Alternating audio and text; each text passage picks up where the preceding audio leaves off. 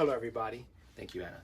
Deciding if you should treat your cholesterol with a class of medication called statins? Yep, this is certainly one of the most controversial drugs in my lifetime for sure. Statin drugs such as atorvastatin, simvastatin, or rosuvastatin, and others, of course, are in the statin family of medications used to treat high cholesterol. Studies on cholesterol and how it causes heart disease dates as far back as the 1800s. And it was not until the 1940s when more robust research confirmed the connection of high cholesterol to atherosclerosis, or what we call plaque buildup in your arteries, that can lead to heart attacks and strokes. So I can't stress this fact enough that by doing nothing about your high cholesterol is like taking a huge risk with your life. But look, there's something you need to know about cholesterol as well, is that it is not only what you eat contributes to high cholesterol in your body. No, not at all. In fact, your body also generates cholesterol too. So when you ingest lots of cholesterol through like bad food habits like hamburgers and stuff like that, your body responds by blocking its own mechanisms of producing cholesterol in hope to keep the cholesterol level down. But since we live in a developed society with rich food and eating a lot, it overwhelms the body, and despite the body's effort to control the cholesterol, your cholesterol remains high, and it remains very high in your body, especially when you're eating westernized diet. This is where statin drugs can help. Look, in 1970, a Japanese microbiologist named Akira Endo discovered a natural product that can further inhibit the mechanism of cholesterol in your bodies. And then Merck, the major drug company, decided to use these similar natural products that gave birth to what we call the class of statin medications.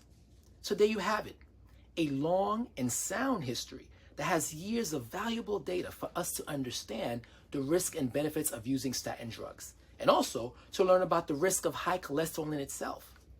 I hope it does not surprise you, at least, that, look, a recent study that was published in 2019 in the Journal of the American Heart Association, right?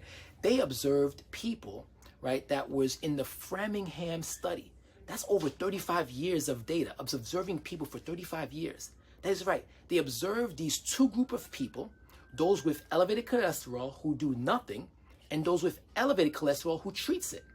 And after 35 years of following these people, they found that those who do not treat their cholesterol, those who do nothing, has 5 times more the risk of having a cardiovascular disease and 4 more times of dying. I mean, wow.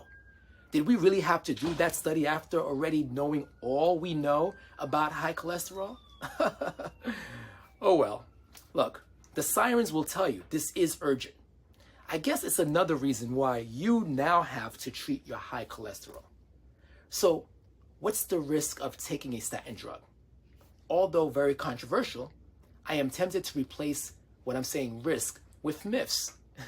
Because look, the concerns that statin medications can cause muscle pain, liver damage, and digestive problems? Okay, so let's start at the end. Digestive problems. They claim that statin drugs can cause that. Well, all the studies and data basically stated that it is more likely that people are falling for what is called the reverse placebo effect. I think they call it nocebo effect. Yeah, it is when you hear bad things about a drug and you now are convinced that you are going to get it, or you actually have it. Now you tell me, isn't that crazy? Second, the liver failure side effect. Well, this side effect only happens to people who already have liver problems.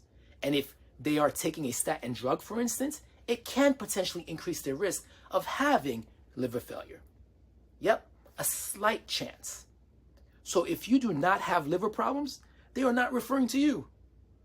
Lastly, this muscle pain, muscle aches, or this condition they call rhabdomyolysis that they think statins can cause, which is, by the way, rhabdomyolysis is the breakdown of your muscles. So do you know that the US Department of Health and Human Services already reported that studies have demonstrated overwhelmingly that there are no differences in having these side effects between people taking statin drugs and those who are not taking it? Wait, that means if I have high cholesterol and I choose not to take statin, that I would still have the same chance of getting muscle pain and rhabdomyolysis as the people who are actually taking the drug. let's wait this for a second. I mean, if you weigh this, the only difference is that those people who decide to take the statin drug have a much lower chance than I do from dying from a heart attack or a stroke. Shoot. Which one do you think I would choose? I'd rather be on that drug 100 times more than not being on it at all. Anyhow, so if you are someone with high cholesterol and you want to know your personal risks and benefits, then I would encourage you to go and speak to your physician. But remember, the risk of not doing nothing at all is a risk you do not want to take, my friend. Trust me on that. Anyway, I'm Dr. Coupe. I'm the People's Doctor. Thanks for listening.